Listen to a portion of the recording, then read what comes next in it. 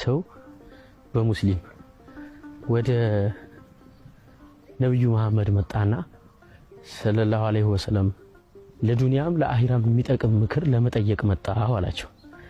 ከዛ እሳቸው ምን አሉት መሰለህ? የመጣልህን ጠይቅ አሉት። ከዚህ የመጀመሪያ ጥያቄው ትክክለኛ ፈራጅና ታማኝ ሰው ለመሆን እፈልጋለሁ አላቸው። ከዛ ምን ቢሉት ጥሩ ነው? ለራስህ የምትወደውን ለሰዎች ውደድ አሉት። መጽሐፍ ቅዱስ እንዲደረግብህ ማትፈልገውን ሰዎች ላይ አታድርግ፣ ባልንጀራህን በፍጹም ልብህ በፍጹም ነፍስህ ውደደው፣ የተከበረና ቸር ሰው ለመሆን እፈልጋለሁ አላቸው። ችግርህን ለሰው ፍጡር አትንገር አሉት። አይደንቅም?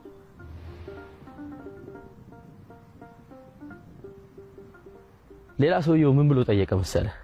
የቂያማ ቀን በአላህ ኑር ለመሰብሰብ እፈልጋለሁ አላቸው። ምን ቢሉ ጥሩ ነው? ሰለላሁ ዐለይሂ ወሰለም ሰውን አትበድል ነው። ልክ ሰውን ስትበድል መጥፎ ነው ያልከውን ሰውዬ አንተም ራሱ ነው ሆንክ ማለት ነው።